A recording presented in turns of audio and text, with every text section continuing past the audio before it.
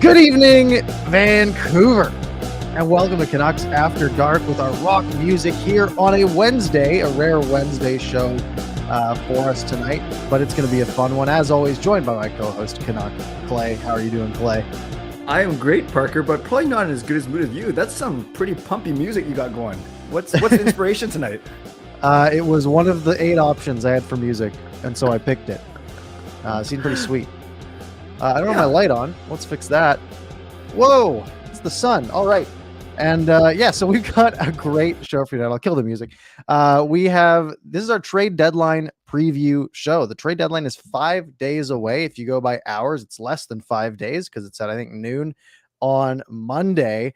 And it's been a bit of a busy day on the trade front. So we're going to talk about some of the trades that happened. I think there was two main ones and what that might mean for the Vancouver Canucks. There was a big contract extension in the NHL that had a bit of a tweet storm come up with with JT Miller's agent, which is pretty interesting. And then, of course, we're going to talk about the big names like Tyler Mott, Brock Besser, some of the names that get floated around, Tyler Myers a little bit maybe. And our big question for the night, which we'll get to, will be, will anything happen? But we'll get to that. Of course, we're also going to recap the 4 games quickly because there's so much to talk about tonight. We'll quickly recap the 4 games that we haven't talked about. We'll quickly preview the 3 games coming up before that trade deadline. And yeah, we're going to have a show Monday night after that trade deadline with our 10 hours late reaction to anything that might happen. We got a lot. So, Parker, because we delayed this by 2 days because of other stuff going on, the Canucks got 4 games in. And if I told you at the start of the week that they would go 2-1-1, beating New Jersey, Montreal, and losing to Washington in extra time in Tampa, that makes a lot of sense. They kind of did what we expected them to do. I think that's what I keep predicting. Like 2-1-1 is kind of my baseline because it's a really easy prediction. Because it's the exact trend the team has been on basically. And when they have 2 good teams and 2 not so good teams, they should beat 2 of them and hope you take one of the other ones to overtime. That's what the Canucks have been doing. It's 5 out of a possible 8 points. Not perfect. That's what, 62.5%. You want to get that a little bit higher where they're trying to push, but the out-of-town scoreboard was really nice to the Canucks at times this week. I don't remember what their playoff odds were last week when we chatted, but they are higher now. They are at 27% per the Athletic. And I had the Money Puck ones here. Playoff odds, Vancouver Canucks 23% on there. Parker, I can't believe the number starts with a 2. That's amazing. So call it a clean quarter. 1 in 4 shot for the Canucks to make the playoffs. If you look at betting markets, they're a little bit more favorable to the Canucks. You're looking at like plus 190, so sort of 3-1 odds for the Canucks to make it. Or if you're betting against them, it's about 3.5 to 1. So a little bit more favorable, but the Canucks they're in the mix. They just got to keep doing what they have been doing and hope that teams like Vegas and Edmonton falter even more. Yeah, and I know we're going to get into this. Or should we be chasing the 3rd Pacific spot, the 2nd wildcard spot, blah, blah, blah. But before all that, Justin Credible, thank you very much for the donation, $5. And he says this: the Flames want to be the Canucks so badly, they even have to copy the Canucks win over New Jersey by the exact same score of 6-3. Team playoffs, go Canucks. I love it. Thank you, Justin. I didn't even know that. That's fun. That sucks for the Devils. They had to play both goalies again tonight. Back-to-back games. That is Nico Dawes, 19 shots, 15 saves. They are struggling. The Flames, keep in mind, the Flames needed an empty netter for their 6, which means the Canucks are better than the Flames. It's math, it's stats. Just maybe we might not talk about this after Saturday's game, depending on how that one goes. But thank you, Justin. Much appreciated. So there's so many directions we can go tonight. We can go into the individual players that the Canucks could trade. We could talk about the other trades around the NHL. We can just ignore trades for a while and talk about the last 4 games and the next 3 games and sort of the path to the playoffs. Clay, I'm leaving this in your hands. If this show is terrible, it is your fault. Okay. Based on this selection. Okay. So we are called Canucks After Dark. We got the After Dark part even with the time change. So I think we got to start Canucks. And I think if we quickly recap the 4 games, because there were some very important games, that can lead nicely into previewing next week. And that could be the first half. And then the second half can be all trade talk, Canucks and what happened today. How's that sound? Love it. Let's run Okay. from the top. Wednesday, March Okay. 9th. Canucks 5, Habs 3. I watched the 8-minute highlight packet of this game, and that is it. So I will leave this one entirely with you. Yeah, and actually Wednesday is that's my church night, so I was there. So I also watched the highlight package. So what do you think of the highlight package? One-stop shop for Canucks coverage. Also, it was a week ago, so I don't remember it. I'm just even looking at the stats. I'm trying to refresh myself. JT Miller, 4-point night. That's great. Okay, Bo Horvat with a goal. Elias Pettersson with a goal. Brock Besser with a goal. Travis Hamonic with a goal.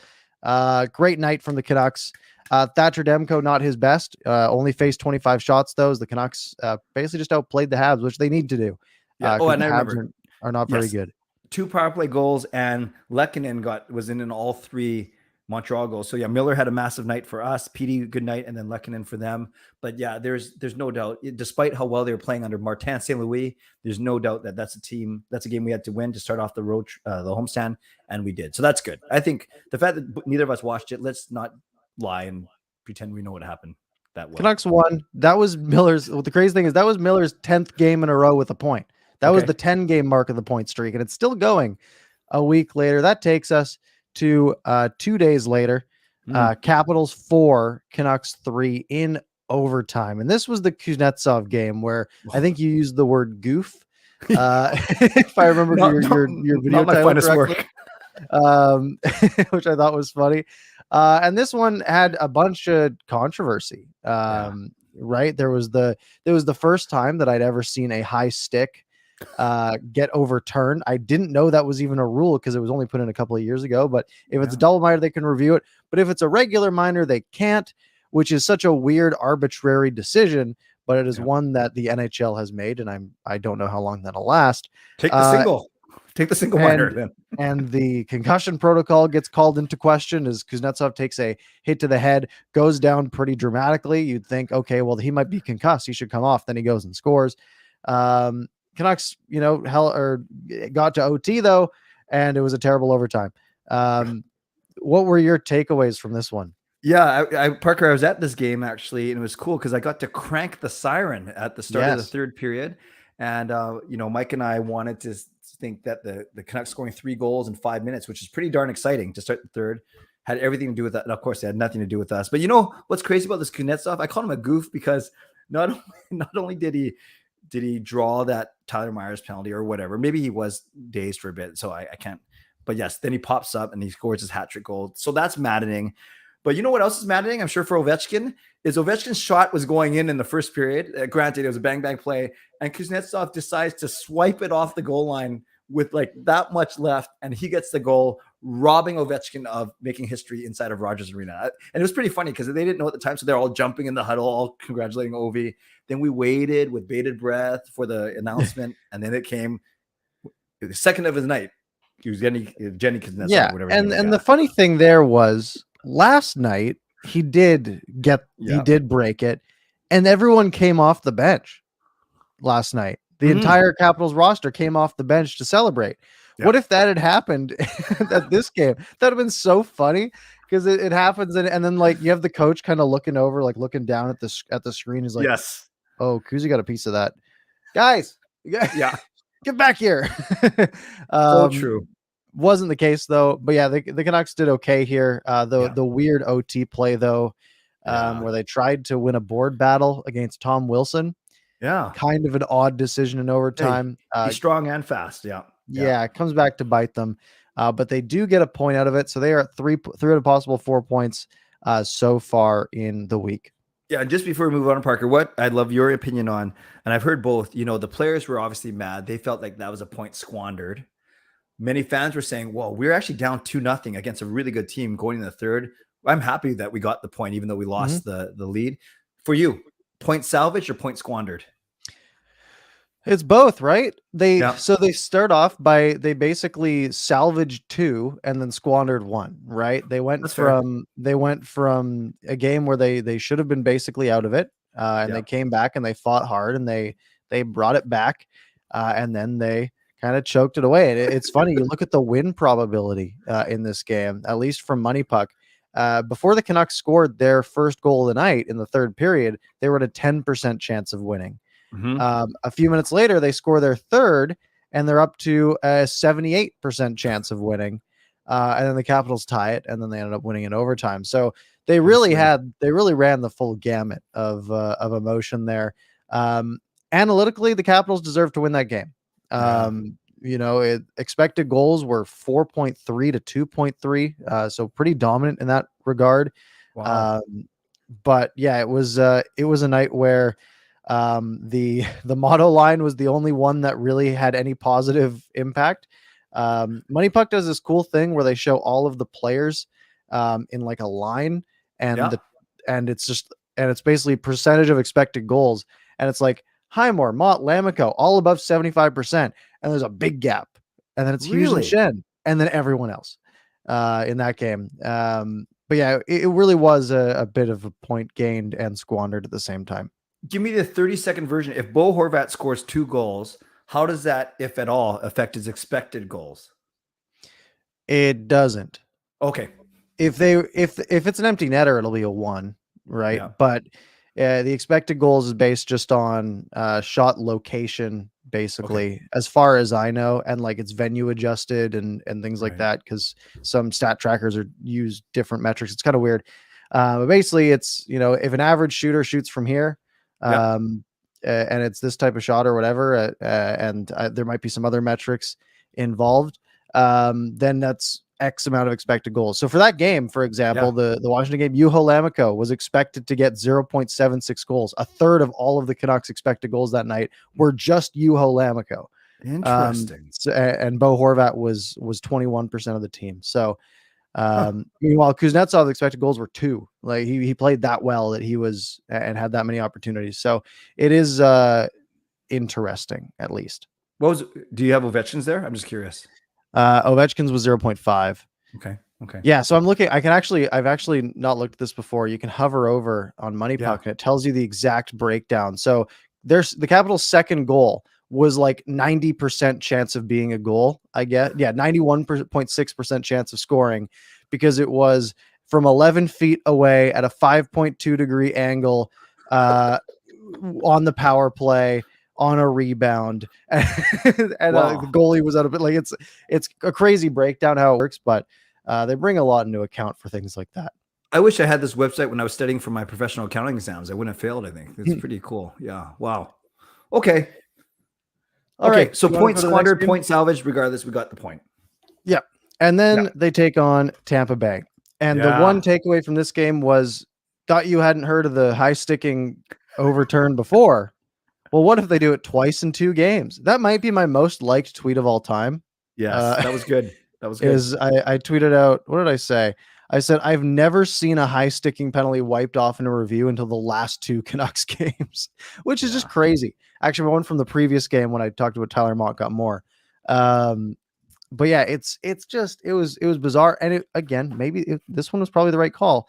But it's just such a weird, bizarre rule. And this is one that felt like the officiating got away from the Canucks a little bit.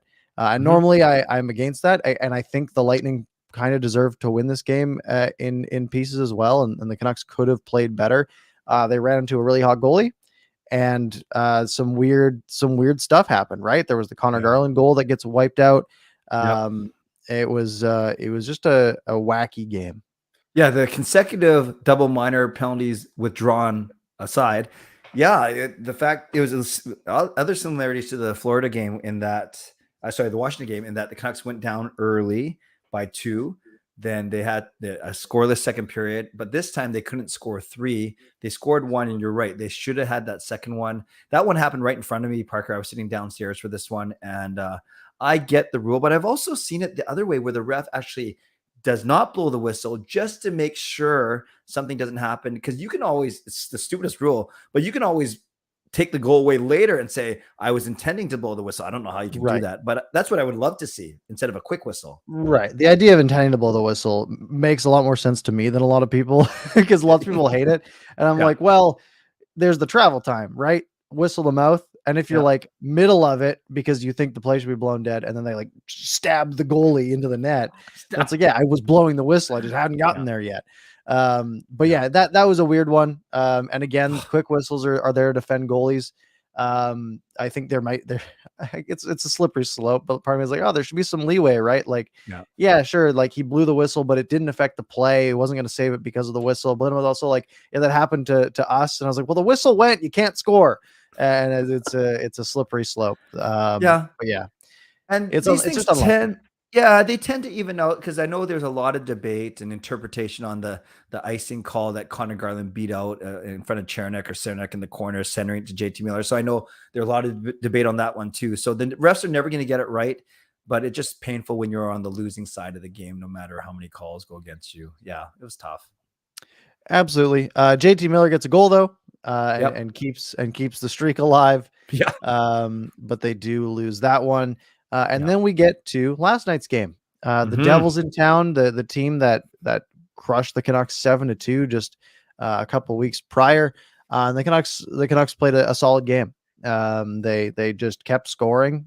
They took advantage of not great goaltending. Again, analytically, not a great night for the Canucks. Right? Like they're let me see what their deserve to win was at. It's changing about 40% for the Canucks, which I think is pretty fair. Expected goals were basically 3 to 2.5. New Jersey got their 3 that they were expected to, which means Thatcher Demko basically had a dead even night, average night. But the Devils couldn't get a save. Some excellent shots, especially from Bo Horvat, and the goaltenders were just run out of the building. Yeah, a couple of things. Tuesday night's my bowling night, Parker. So I admittedly I would concentrate on my bowling game. And then I look up and the Canucks must be. I know they scored that 2 goals in 17 seconds apart, because I looked up, it was 2-2. Then I looked down, I bowled a shot, looked up, and it was 4-2. It was crazy. And then also Horvat's goal to start off the third period, also the shorty. So Horvat's so good when you give him some open ice. He's not the fastest skater ever, but he's fast enough to create space, and his shot is good enough where he can get it off pretty quick, whether it's a snap, wrist, or slap. I really like. Maybe that's why they always use him in the shootouts. He's one of the 3 shooters for sure, because he's actually pretty good one-on-one against a goalie. Yeah, we get the Brad Hunt shot to start things off. Really well placed slap shot, 24 inches off the ice, perfectly placed. So a nice goal for him. We get a Niels Höglander goal, which he has been due for a while. Nice little bat out of the air, which was nice to see. Then Bo Horvat's first unassisted, where he just fires it through the goalie, just with brute force, 97 miles an hour, I think it was clocked at, which is crazy powerful. Tanner Pearson gets a goal 17 seconds later. This was the best play by Tyler Myers of his career. That was nice. I love that. The fake slap shot into the slap pass, where on a goalie who has just been beaten twice by slap shots, who is not wanting it to happen again. Backdoor to Tanner Pearson was great. Bo Horvat gets the shorty to start the third period on that Tyler Mott double minor, which didn't get overturned, by the way. Bo Horvat with a perfectly placed quick shot, shorthanded, and then Lamico ices it late. So a 6-goal outburst for the Canucks, and they've had a few of those this year. They've had a few games where goal scoring just seems to click, and they run a bunch up, and the other team can't keep up. Yeah, I was going to ask you too. I know a lot of people were saying, both on Twitter and the radio today, that the Canucks did a pretty good job of neutralizing New Jersey's speed, and they did that with short passes, not trying to go long. But then the 2 to 3 goals, I'd say New Jersey caused because of their speed. I know you're not going to shut them out completely, obviously. Huge breakaway, and then the other one by Graves, the first goal, that was a really good, strong rush by the Devils. Maybe a weaker defensive play by Höglander. Again, you're never going to be perfect, but I didn't watch the whole game, so you did. I don't know what you thought about the Canucks trying to neutralize New Jersey's speed. If you thought it was actually pretty good. So after every game, I do pluses and minuses, the things I liked about the game and the things I didn't like. I had 3 minuses last night. One of them was, quote, the Canucks clearly struggled with the speed of New Jersey. Well, there's the answer. I think the speed was a problem, especially for the defense. Jack Hughes is so fast, and when your defense is Quinn Hughes and then a bunch of slow players, right? Ekman Larson's not a fast skater. Tyler Myers, Luke Shen, Travis Hamonic, Brad Hunt. None of those Yeah. guys are particularly fast, right? Quinn Hughes isn't even that fast. He can keep up, Nope. but he's very agile, right? Yes. That's his specialty. And New Jersey took advantage of it at times. Now, we can say they neutralized their speed a little bit, but that's because they scored 6 goals, so it's kind of easy to say that. Mm. But it wasn't like they dominated the Devils and they just shut them down and didn't let them build up speed, because they had some high danger chances. They had some really good chances and they converted on a couple of them. Just the speed didn't hurt the Canucks defensively, where they were trying to play in the offensive zone, because they were able to score 6 goals. But yeah, I don't think I really don't think they handled the speed that well. It seemed to be something that could be a real problem for the Canucks if they ran into a bunch of fast teams. Exactly. They struggle against Carolina, against Florida, against New Jersey, against any team that can skate really well. Was Tyler Myers one of your minuses? Because he was on the ice. I didn't say it's his fault, but he was on the ice for all 3 of New Jersey's goals. Quite impressive. That is impressive. No, he's not a minus, because that goal made up, or that pass, that assist, that play to Pearson made up for it. I cannot give any Tyler Myers slander after a play like that. He's the best defenseman in the game at that point. At that moment, he was. No, I again, not ideal, but whatever. Sure. And Bo and JT and Pearson, we got to give him some love. He, of course, Miller is making everyone play better, but Pearson's keeping up with him. We know Boudreau loves him. He's a veteran, a Stanley Cup champion, low maintenance, reliable, all those things, and he's played really well on Miller's side. Yeah, I tweeted on December 29th, quote, "I've never said a negative thing about Tanner Pearson in my life." I remember that. Which is obviously false. But this was the start of my Tanner Pearson turnaround arc. Was December 29th. I don't know. I don't remember exactly what happened, but I imagine he scored a goal, and I thought he had played a good game. Yeah. And he has been good the last couple months, and especially the last few weeks, right? The last few weeks, he has been a very solid contributor. He's putting up points, right? He's got 13 goals, 18 assists. He's back up to sort of his normal. He's on pace for like 50 points. Good. Right? Making $3.25 million. I didn't like the contract because last year he wasn't that good, right? He had 18 points in 51 games. And I thought, okay, well, now's a weird time to give him that much money. But he has made up for it. He's bounced back. And maybe not early in the season, but especially lately. And I think, yeah, he's been a really valuable piece the last few weeks.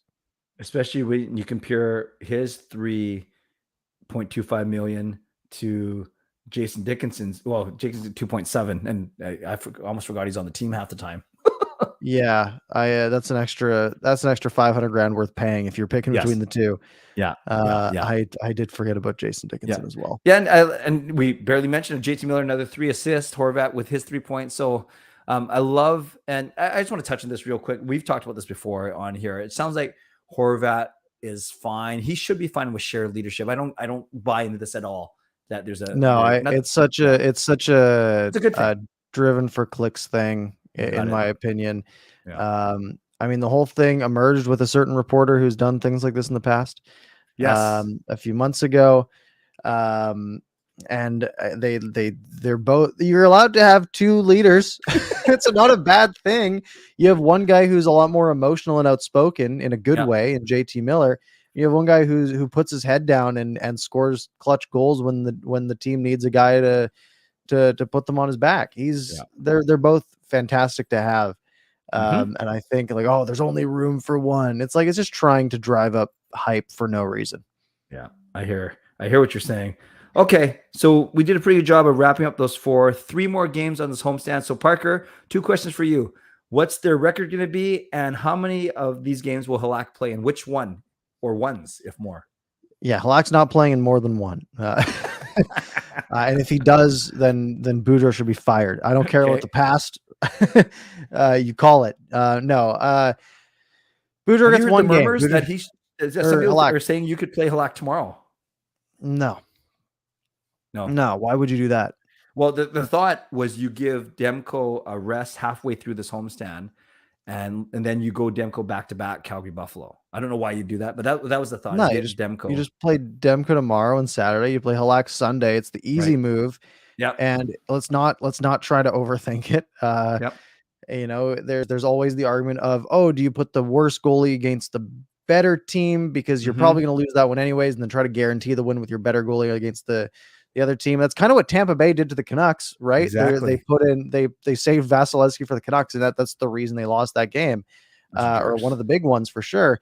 Um, I think you play it smart. You put Demko in against Calgary because it gives you Yep. your best chance to win. You put Halak in against Buffalo because it's a team that you should beat anyways. Yep. Um, and I think you just go from there, and you hope that the team's going to score enough goals on Sunday to make up for any potential lapses. Yeah. My guess is the easy 2-1. It's a safe pick. It's sort of a bailout. It is team plays two teams that are worse than them and one team that is better than them. Right. So they win 2 and lose 1. There's a real chance it could be, it could go 1-1-1. Maybe if Halak has a bad game or something goes wrong, they could go 3-0, right? Like Yeah. it's totally within the realm of possibility. Saturday night, it's a home game against Calgary. Like there's potential for things to go the Canucks way. Um, I think 2-1-0 is the easy safe bet, and they go into the trade deadline with a 35% chance of making the playoffs. I agree with you. 2-1 makes sense, regardless of if it's a 2 we think they should win. Add that 2-1-1, then they come out of there at 4-2-1. They get their 9 out of 14. Would love 10 or 11, but 9 out of 14 is exactly what you said, Parker, at the start of this show. Is why they are where they are right now. They are still in it. They're not surpassing the playoff bar yet, but they haven't fallen out either because they keep winning at this 6-6-7 2/3 pace. So we'll see. We will And see. they're more in it than they were last week. Yeah. And that's been the trend over the last 2 weeks, really, right? The Canucks had that rise from December to late January and then Yep. fell off a bit, right? I'm just looking at the Athletic sort of line of percentage odds. They Yeah. dipped to basically 0 right before Boudreau got hired. They slowly climbed back up. They peaked at around January 20th, got to about the 20% mark, then fell down again because the Canucks sort of middled out for a bit. Some other teams started winning, Edmonton especially, and the Canucks started to rise again. So last week they were around 15%, and now they're at about according to them 20. What did I say? 26%. 27%, Yeah. 27 now. 27%. The most shocking thing here is Vegas is now 46% chance to make the playoffs for these odds because they don't have a goalie Yeah. and they've lost. I think they have $31 million in injured players on their cap. It is an absolute disaster in Vegas. And I sort of want to talk about what this means. What is the Canucks road to the playoffs here? I mean, I'll paint the picture for you. Sure. Calgary basically locked in, right? I think we're definitely safe in saying Calgary wins the Pacific Division. LA doesn't look like they're going anywhere. They're at 74 points. So they've got a nice like 7-point cushion on their playoff spot. They've been sort of consistent, like winning, like 60%, just sort of cruising along, doing fine. They haven't shown any signs of collapse. Edmonton's the first interesting one, right? Because we're talking Yeah. about, the ways for the Canucks to get in. There's 2 of them. One is you get top 3 in the Pacific. You're locked in, guaranteed if you do that, which means to do that, they would have to leapfrog Vegas, which seems doable, potentially, and Edmonton, which is a little bit trickier. Currently, Edmonton has a 3-point lead on the Vancouver Canucks and a game in hand. So they need to fall apart a little bit. The Canucks only play Edmonton one more time this season. It's the last game of the year. So who knows? That could end up being exciting, but the odds aren't great. It comes down to that. They'd have to get ahead of both of those teams. But the other option is a wild card spot. Currently, Las Vegas holds that last wild card spot. And you're really competing for the last one. Nashville has really cemented their place. They've gone a good run lately, won 7 of the last 10. They now have 74 points in 60 games. You're more likely to catch up to LA than you are to Nashville, just points percentage wise, because they are higher. So really, it then comes down between Vancouver, Vegas, and Dallas, all competing for one spot. Yeah. So things get a little bit scary right now. The Athletic, for example, has Dallas at a 58% chance, Vegas at 46, and Vancouver at 27. So with all those scenarios into account, of those three teams going for that second wildcard spot, they have Vancouver at the lowest, which currently is fair. The Canucks have the fewest points, or at least the worst points percentage out of those teams. Actually, they're tied with Vegas basically in points percentage. But Vegas is historically a better team than the Canucks. And the Canucks have been good for 3 months. So right now, it's basically for a wild card spot, it's a 3-horse race. For the third spot in the Pacific, it's also a 3-horse race, right? Mm-hmm. Either way, the Canucks need to catch Vegas or Edmonton. They need to catch either 2 teams in the Pacific or 1 team in the Pacific and 1 team in the Central. They just got to pass 2 teams.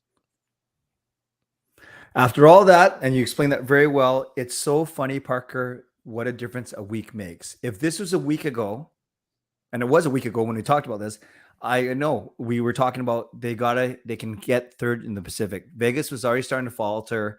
Edmonton was faltering. And we said, yeah, then you can play against LA in the first round. You don't have to cross over and play against Colorado and play in the Central for the playoffs and blah, blah, blah.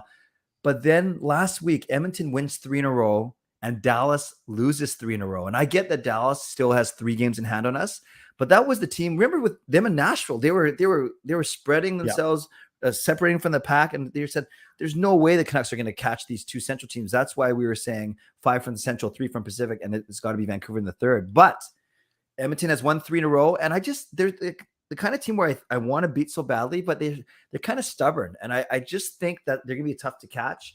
I do think we can pass Vegas as early as tomorrow. So what I think is going to have to happen is maybe Dallas will inexplicably continue their bad run, and we do catch the second wildcard spot as opposed to the third Pacific spot. I think intuitively third Pacific is easier, but the way it's, and I could change my tune in another week, but the way it's trending right now, maybe they have a better shot at catching the second wildcard spot. Yeah. So let's think about what this sort of implies for the deadline. Because right now the Canucks have 3 games until the trade deadline. Like we already talked about, Detroit, Calgary, and Buffalo. In a vacuum, I think the best odds are the Canucks get 4 points, right? Yep. That seems to be based on the way they've been playing. And again, I don't want to say it's a lock and you can clip this and come back to it a week later when they go 0-3. Clip it. But the thing is, like let's just assume, for the point of argument, the Canucks get 4 points here. Yeah. Right. Then we look at the other teams coming into the deadline, because where the Canucks are in the playoff race is going to determine some things around this deadline. You look at Vegas. Right now, the Canucks have a slightly better points percentage than Vegas. Vegas has 2 games left before the trade deadline. So after the trade deadline, they will have played the same amount of games as Vancouver.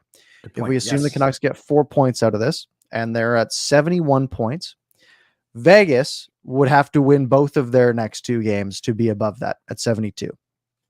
Well, Vegas gets Florida tomorrow, which is one of the top teams in the NHL, 88 points, top of the Atlantic Division, ahead of Tampa Bay and Toronto. And then they get Minnesota the game after that. Now, Minnesota's had a bit of a fall from grace lately, but they are still a really good hockey team. They beat Boston today 4-2. Those are 2 tough opponents for Vegas. They've lost 5 in a row in regulation for the first time ever. Good. There's a real chance for that to become 7 in a row. Yep. Right. There's a real chance for Vegas to lose 7 in a row, and for the Canucks to have a 1 to 3 point cushion on them. If the Canucks say win these next 2 games, or 2 of their next 3, Vegas, let's say, wins 0 or 1 of theirs, there's a really real chance the Canucks go into the trade deadline sitting in a playoff spot on Monday. Wow. And if I may, can you quickly look up what Dallas has to do, or are we not worried about that? Because they're the team that kind of scares me a little bit. Right. So Dallas is the same amount of points as Vancouver, but 3 games in hand. Yes. They also play 3 games before the trade deadline. They get Montreal tomorrow. That should be a win for Dallas. Yeah. It is on the road, so who knows? They have a matinee on Saturday in New York on Long Island against the Mhm. Islanders. So another team that they should beat, but again, it's on the road. It's not guaranteed for sure. Yeah. And then Sunday, the day before the trade deadline, they're on the road in DC against the Capitals, and Okay. that should be a pretty good hockey game, Yeah. to be honest. So, I think very real chance that Dallas wins 2 of their games as well Yeah. here, and we end up with the Canucks, sort of in a tie, but with Dallas with games in hand. Yeah. If I had to predict where everything ends up, I think that would be my prediction. Dallas wins 2 of their games, Vancouver wins 2 of theirs, and Vegas wins 1 of theirs. And the Canucks are sitting 1 point out of a wild card spot. Right. And given that we play 3 more games, Dallas plays 3 more games, obviously they don't make up any of their games in hand. So I get it. It's not the end of the world. It's never going to be perfect when you look at the standings. You always got to factor this in. But yeah, I just don't like that they have 3 more games to play than we do from here on in. But what can you do? That's the way it is. And keep in mind, they play each other. Do they play each other twice, the Canucks and Stars, or just once? I know I don't think I know we play them on the 26th in Dallas. Yeah, they play them twice. So they play them on the 26th in Dallas and April 18th at Rogers Arena. Nice. So that's, could make up 2 of those games there if they win them. And then Vegas, the Canucks play them 3 more times, right? Those are going to be big games for the Canucks. Awesome. By the way, let's acknowledge Crazy Tomato. Thank you for the $2 donation. And yeah, Minnesota could fall. They have been. They could. They do have a big cushion though. They've got a 7-point cushion and 2 games in hand. They really could fall if they did something like Vegas did this last week, this last 2 weeks. It is possible, and they have been trending a little bit in that direction. Right now, The Athletic at least has Minnesota sitting at a 98% chance of making it, which again isn't perfectly scientific. I mean, you look at a team like Anaheim, who is down to 2% now, when they were in the mix for quite a long time. Yeah, that's crazy.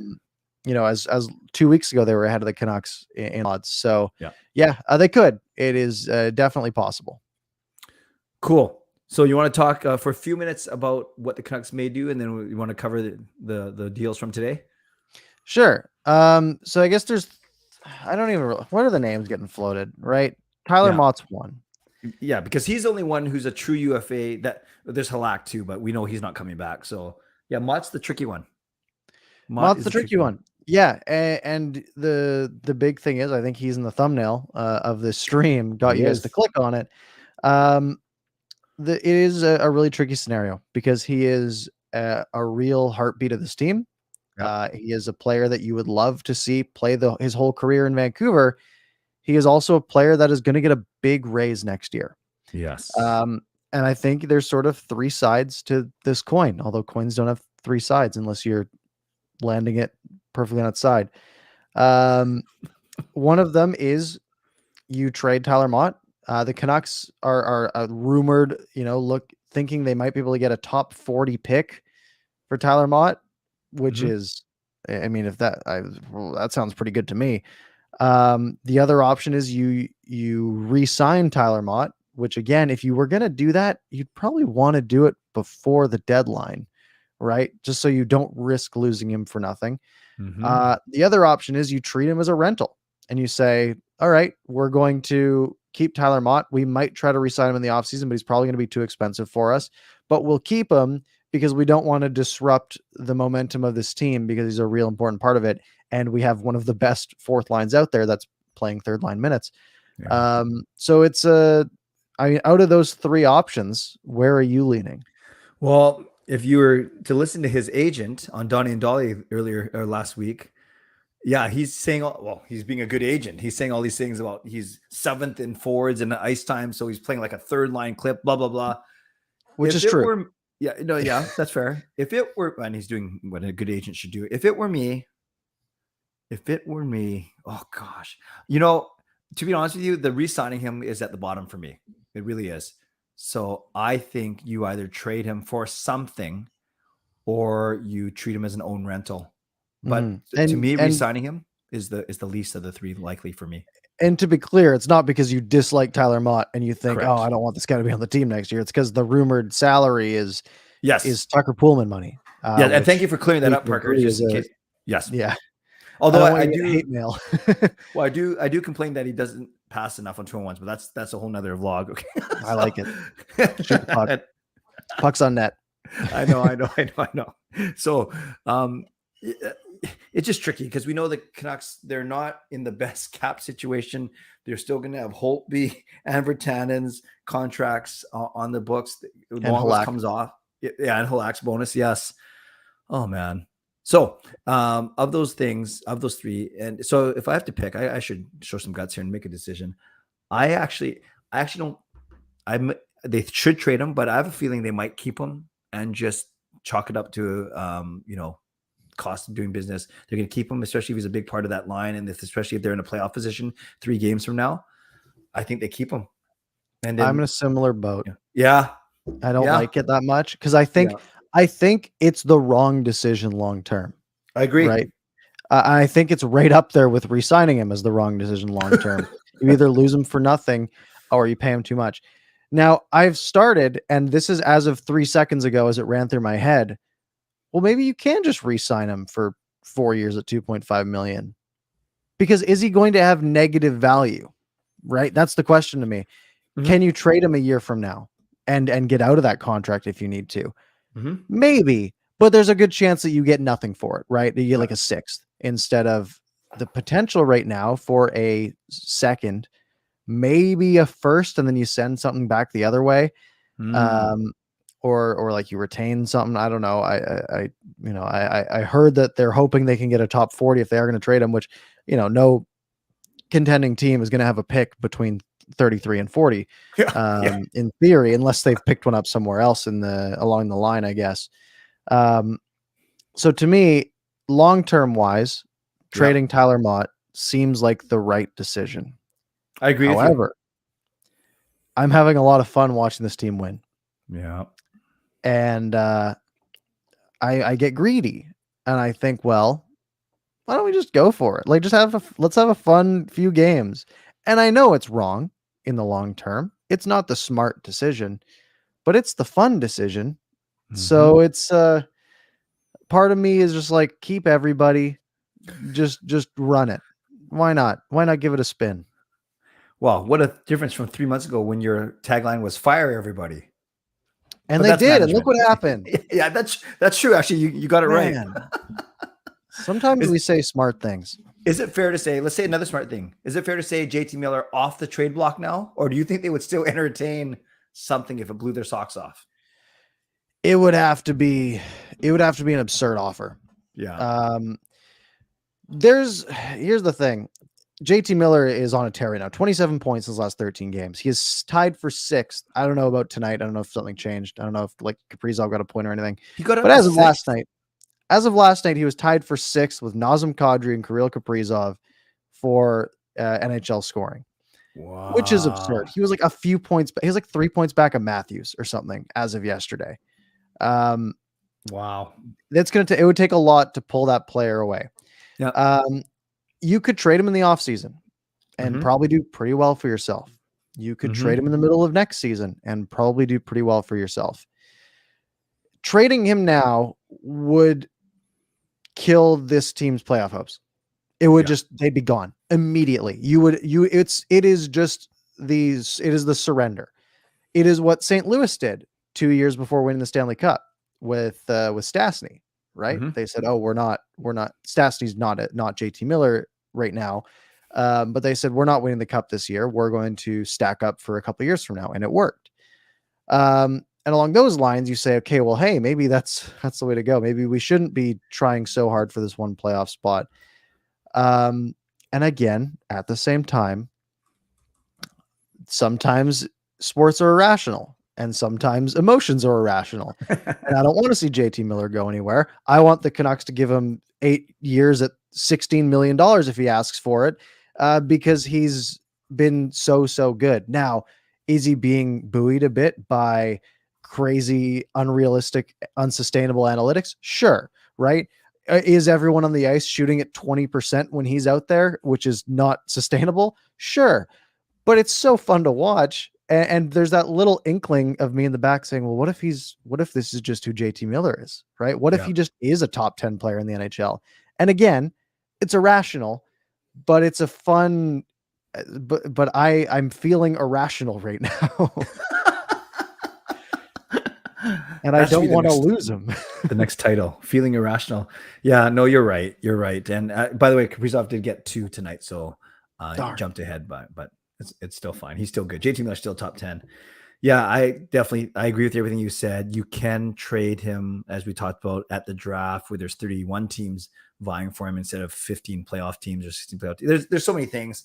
You don't have to do anything. You can worry about this all next season when his contract actually is coming up. So yeah, irreplaceable right now, truly. Irrational, yes. Irreplaceable, yes. If someone comes to you and offers you 3 first-round picks and a top prospect, then I'm saying then maybe you answer the phone. But we just saw Ben Sherratt get a first. Yes. And a prospect. And he is analytically one of the worst defensemen in the NHL right now. Yeah, that was weird. Yeah. It's not good. So yeah, it's I think JT Miller is off the block. There's no reason to trade him right now. And again, 2 weeks ago I said something different. But hey, that's the thing about thinking, is that you can change your thoughts when things change.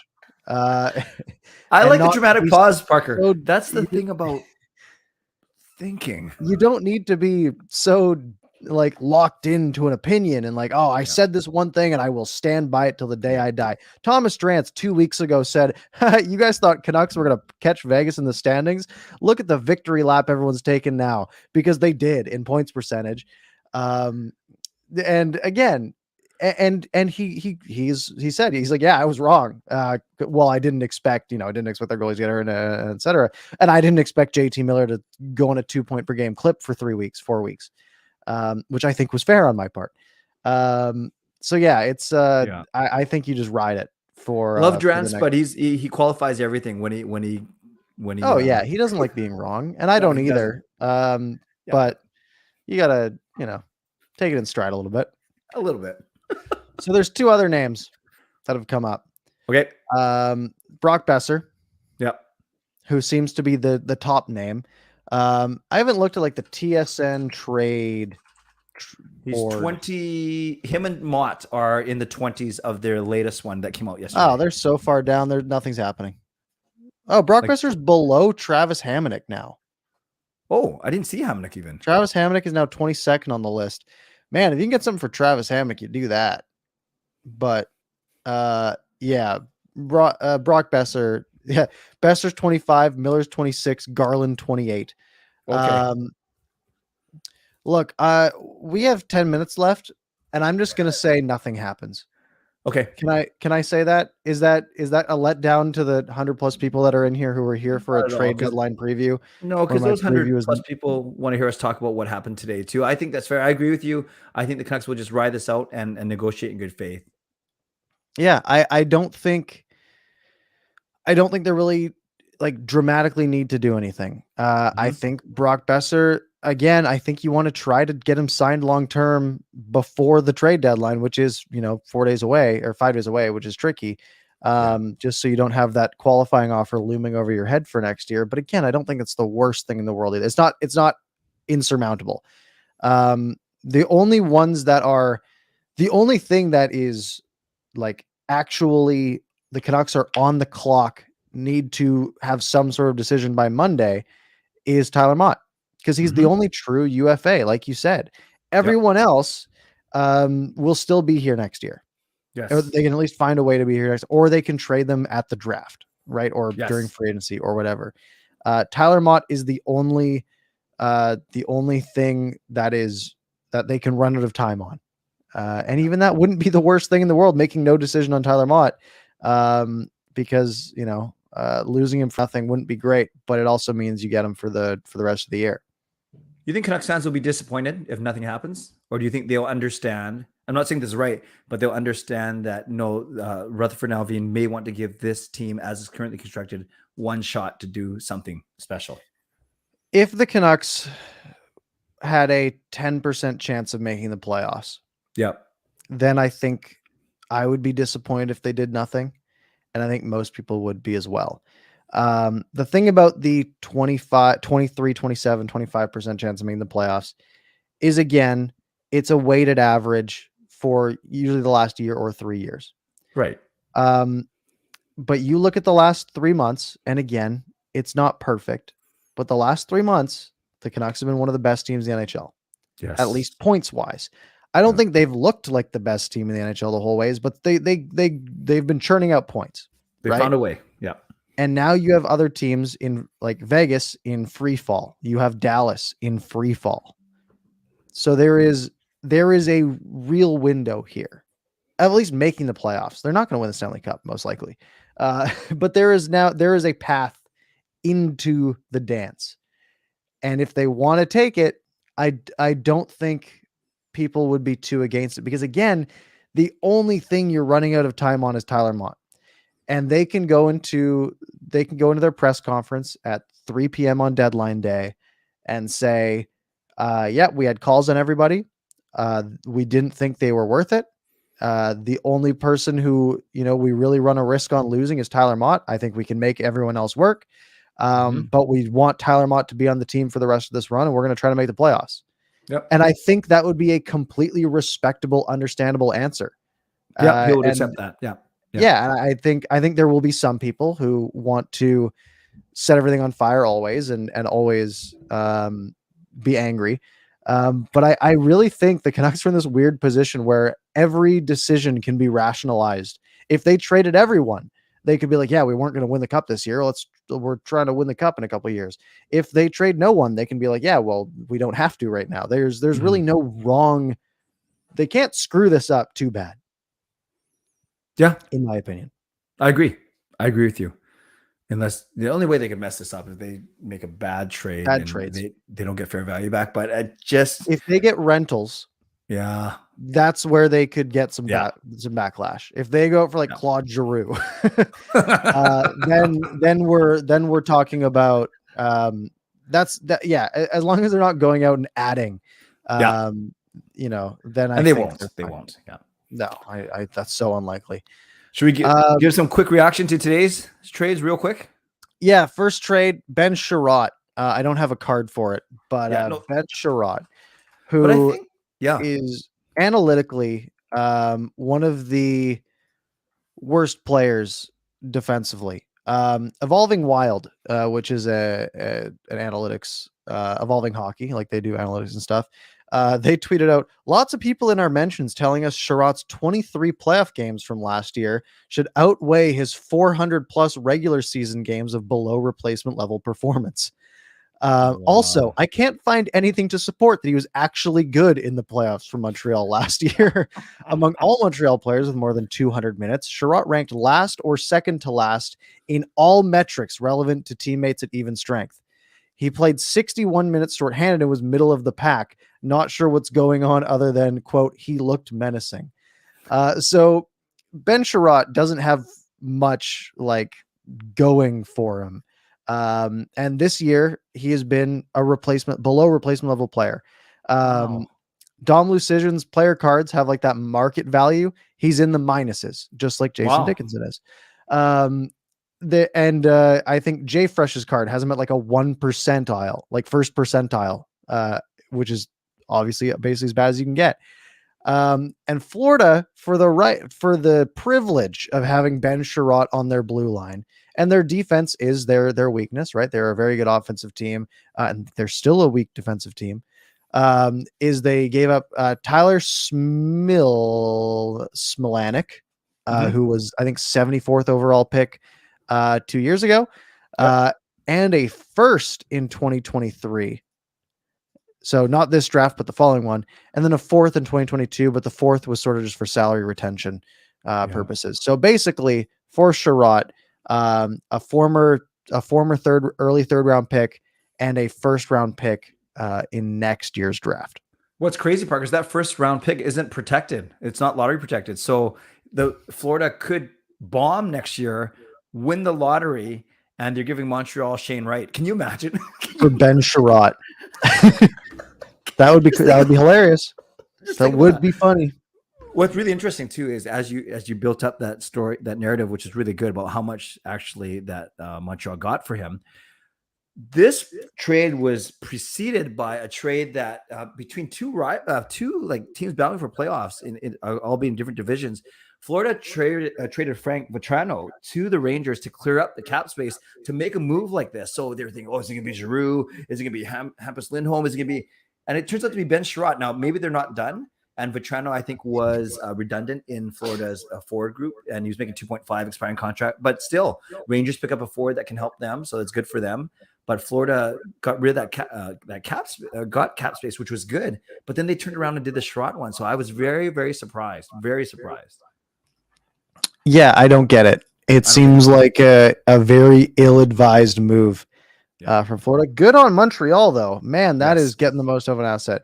If Ben Sherratt is getting that, I mean, like Tyler Mott's got to be a lottery pick, right?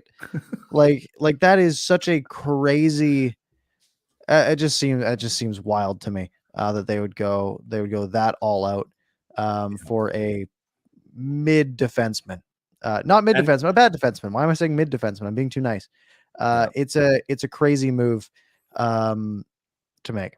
And people corrected me. I had my draft years wrong. Yes, I should have said Connor Bedard, not Shane Wright. Well, right. But Montreal could get Shane Wright this year and then get Connor Bedard next year with that pick. That would be a nice combo. Something else happened today. Yep. A big signing, and that is Tomas Hurdle. 8 years, the maximum possible, at 8.1375, which adds up to, what did we say it was? 65.1 million. Why 0.1, Parker? 65. Because you got to make the money. The extra $100,000 is big. Or someone maybe forgot to carry a 1 and they meant to make it 65 true. Even, and it was a $100,000 mistake. Look, Hurdle's a great player. Hurdle is having a great year. 48 points in 59 games, 25 goals. He's on pace for like 35 goals, and like 65 points. Great season. By the start of next season, he will be a month away from turning 29, which means an 8-year extension. This is the first time I'm seeing this in a contract. It ends in the year 2030. Wow. This contract, in theory, could end after the next Vancouver Olympics. Like, realistically. So here's the thing. By the time it ends, in April of 2030, Hurdle will be 36. That could be, it's not like the Sharks are good right now. No. Right? That could be a very painful contract. Now the cap could go up 1,000,000% by then and be fine. But where this really matters for the Canucks is we've heard around a guy like JT Miller, oh, well, maybe they can pull off like a $9 million for like 5 years. Well, you look at this contract and JT Miller is, whoa, Hurdle? Who's that guy? He doesn't have the impact that JT Miller has, especially right now, right? So if JT Miller's looking at that, he's thinking, well, I can get 10 then, right? So to sort of add on to that, and I was telling you about this earlier, Wyatt Arndt, the stanchion, the Athletic, posted the GIF, in Breaking Bad where they got the two, Bill Burr and the other guy, sort of the henchman, lie down on the big pile of money in the storage unit. He tweets that and he says, JT Miller's agent's looking at that Hurdle contract. Okay. And then Brian Bartlett, the agent of JT Miller, tweets out the clip from the movie Jerry Maguire of him saying, show me the money. So folks, JT Miller is going to be expensive to re-sign if this comparable means anything. And that's a quality tweet. That's a great tweet. But the Canucks might be in trouble here. Wow. 8 years at $8 million. And we know that you get a discount by going longer. So a shorter, holy smokes. Yeah. Throw out any dreams of getting Miller for under 9 now, honestly. Like, well, and I for guess less than 7 years, right? Like he's going to want term, right? This is the big payday for a guy like JT Miller. This is where you can, try to make a bunch of money. And then by the time you're 37, you've made your money, and then you can take a couple of low deals and if you're still in the league. Yeah, it's a big one. Like, is Hurdle better than Quinn Hughes, who we paid 6 years at 7.85? I wouldn't say so. From an impact perspective, is he even better than No, Petey? I know but Petey. there's the RFA factor, of course. Yeah, of course. Yeah. And I think there's also the bad future perspective, Okay. if that makes sense, right? San Jose doesn't have much going for them in the future, right? Their top scorer right now is Timo Meier, who's great. He's 25. He's an excellent player. He's going to get paid in 2 years, right? Yeah. Erik Karlsson is making 11 and a half until 2027. Brent Burns is making 8 until 2025. Vlasic, add him in there too. Vlasic is making 7 million until 2026. And you guys, like, they've got Kevin LeBanc making almost $5 million for the next few years, right? Like, they are Logan Couture, 8 million for another 6 years. Wait, that's 6 years. I skipped that one because I didn't know it was that long. Yeah. So they've got Logan Couture till 2027 at $8 million. He's already 32 years old and he's playing well. But man, like, this is a team that is capped out, that has no future, right? Like, they're not a playoff team in the next few years. Unless they can somehow get out of all of these contracts, and you throw this one onto the pile. But hey, if you're Hurdle, you get to live in the Bay Area. It's nice. Yep. It's expensive to live, but you're getting paid really well. It's warm. It's 24 degrees every day of the year. But man, that's a heck of a contract for him. That is rich. Wow. I'm just impressed that Wyatt got the attention of a player agent. That's pretty cool. Yeah, I wonder if the player agent just searches for JT Miller or something. That's true. That is odd. Hurdle is a good playoff performer, though. I'll give him that for sure. Yeah, he's played well. I remember it's playing so well against Vegas in those series, and okay. San Jose has been in the playoffs the last 2 seasons. Okay, well, we'll see. This is gonna have a ripple effect on not just Miller, on any UFAs going forward. It's crazy. Yeah. All right. It is after 11. Do you want to take a couple of questions here while we're... Sure. One really quick one. Kelly Yancroc gets traded from Seattle to Calgary. Yeah. I'm sure I just butchered his name like I do. Yeah. You did. It's okay. But Calgary, it's a good trade for both teams. Calgary is trying to make a run today. They get he's a center, right? They get some depth. And Seattle... winger. Okay, winger. And then Seattle he's right wing. 2 or 3 draft picks, which is what they want. Seattle sucks, so they want more picks. So this one could be a win-win. Yeah, it is a classic rental here. Yarncroke, expiring contract of $2 million, so he's basically no hit on the cap for a rental. He's had a really good year. The last 2 years, 49 games played in each of them, 28 points last year, 26 this year. That is a totally fine. That's a good 3C to add to a playoff team. What they give up? A second, a third, and a seventh, which seems pretty fair. Look, the Kraken got to get out from these UFAs because man, they need some futures. They need to build. It's not a rebuild. They haven't built to start with. But it's funny. I heard Dangle say that 7th is really just a throw in. It just sounds better. We're getting 3 picks instead of 2. Obviously, yeah. It's a 7th 2 years from now. Yeah, exactly. Like, was that really a deal breaker? Were you like, who's their GM?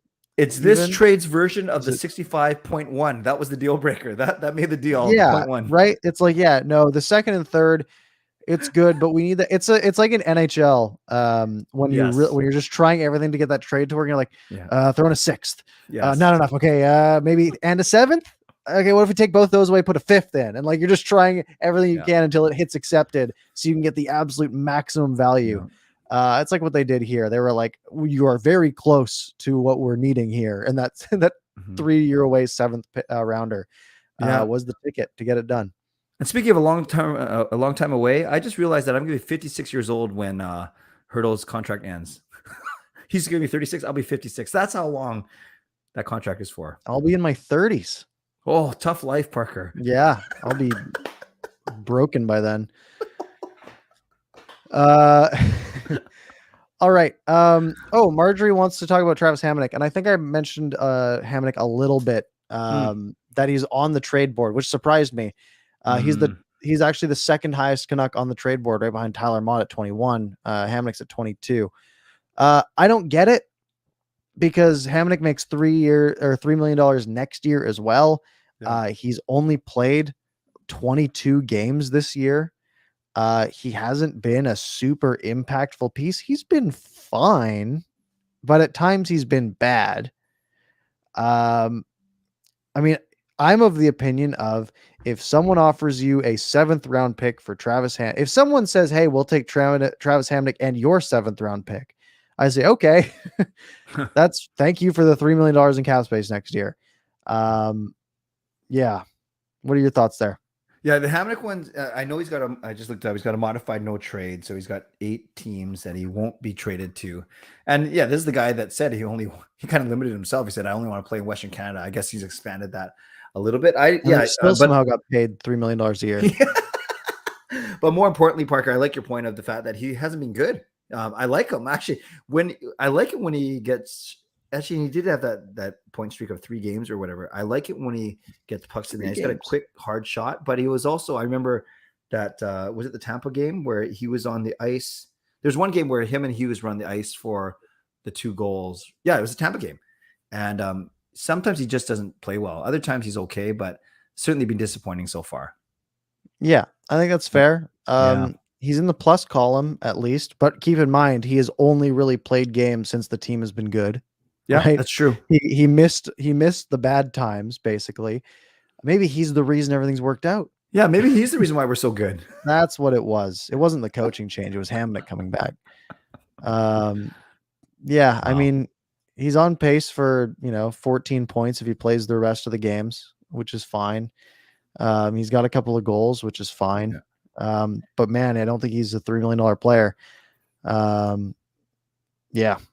So you'll like the segue. Benning signs Hamonic. Can you put on Kai's latest comment? Amazing how all of our average bad players get no trade clauses, no moves. How does Myers, Pearson, Hamonic? Jim Benning. That was the way he negotiated. He would try and get, if you believe it or not, discounts on some of these players. The discounts weren't even there. Yeah, it is a no trade, no move clauses are things that smart GMs use in contending windows to get maximum value out of their cap.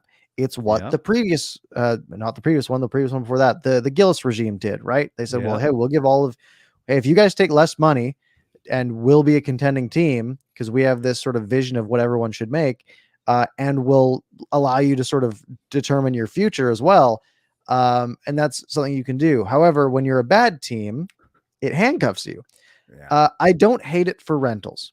Not rentals, for like 1 years, right? Yep. The Halak one, for example, if that cap hit had been localized to this year, then I think, a no move is fine, right? On a 1 year deal. Cause the guy wants to come here for a year. It just means you can't ship him off as a rental, but there's no downside really, right? It's when you get into the longer term ones where you're hamstringing yourself because the cap hit is not favorable anyways, like Tyler Myers potentially, although he might somehow have positive value right now as well. And then they throw that on there as well. And it's like, hey, well, now we really have no value here. Yes. And that's the scary part. Wow. No moves, trades, draft picks. It's going to be a fun only 5 days to our next show. That's kind of exciting. Yeah. 5 days, right? Yeah. I guess actually Monday. Yeah.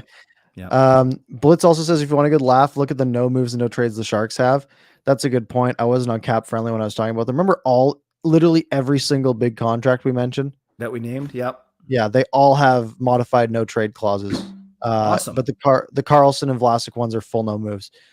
Wow. Yeah, they are in trouble. And it is funny because they're in the Canucks division. So if they want to stay bad, that is fine by me. They stay bad. San Jose stay bad. Anaheim take their time being good. Okay. Yeah. I'll take it. All right. So as we wrap up, let's just get it. Let's just get our predictions the next 5 days. We both think the Canucks probably win 2 games. Yeah. Right. We're in a similar boat there. Yep. What moves are made in the next, like what else happens in the next 5 days before the trade deadline? I'm going to go off the board, say it's not going to be a Tyler Mott move. It's going to be a small tinkering of a move with a mid guy that's not going to affect too much this year. I don't even know who that guy is. Give me a name. I need a name for the Okay, clip. not So we can Pullman, pull back not next week. they're not going to trade Dickinson. They can't get anything for him. They're going to trade they're going to trade Luke Shen for to a contender for a future. That's what they're going to do. It's a hot take. I love it. That's I felt pressure, Parker. I must admit, I felt pressure. I like that. You could get something for Luke Shen too. Kai also asks under or over 2.5 trades. I'm assuming by the Canucks. Under. Me too. I would put a lot of money on the under if you're going to be even odds on that. Yeah. Yeah, I say most likely is I think something happens with Tyler Mott. Okay. Whether it's, I think he either gets extended or traded, and I don't think they just run to the end of the year. But I think they do something to lock in the fact that they won't lose him for nothing. Would be my one move bet. That's fair, but people, Jasker saying Shen could fetch a lot if Sherratt did. You're not wrong. That's literally if Sherratt can, sure. I think Sherratt has this weird, although Luke Shen has that same aura to him, right? The guy who throws 7 hits a night and 1-2 cups in a row, and like he has all that too. Man, if we're talking about if the Canucks get a first for Luke Shen, I am going down to Scott Road that night. Let's get the parade going. That would be sick. Yes. All right. I think we'll wrap up there, everyone. Thank you for joining us. Like I said, Monday will be the next one after the trade deadline at 10 p.m. So make sure you're subscribed for that. Unless I have a hockey game, which I don't know. I might. I'm not sure. I hope not. We might push it early. We might push it late. We might do it at 10. We'll see. Keep yourself posted. Clay, I'll tell you last minute again. I'll be ready. Thank you guys very much for joining. If you missed any part of it, feel free to rewind back to the beginning or find the podcast version, Apple Podcasts, Spotify. 5-star reviews on Apple Podcasts are sick, and we love it if you would go drop one of those for us. Otherwise, it is just nice to have you all here. Clay, any parting words for the evening? Give me a fun week between the 3 games, battling for playoff position, and the trade deadline. Can't wait to get it going. Can't wait to reconvene 5 nights from now. It will be a fun week. All right, folks. Thank you guys for hanging out with us, and we will see you next time.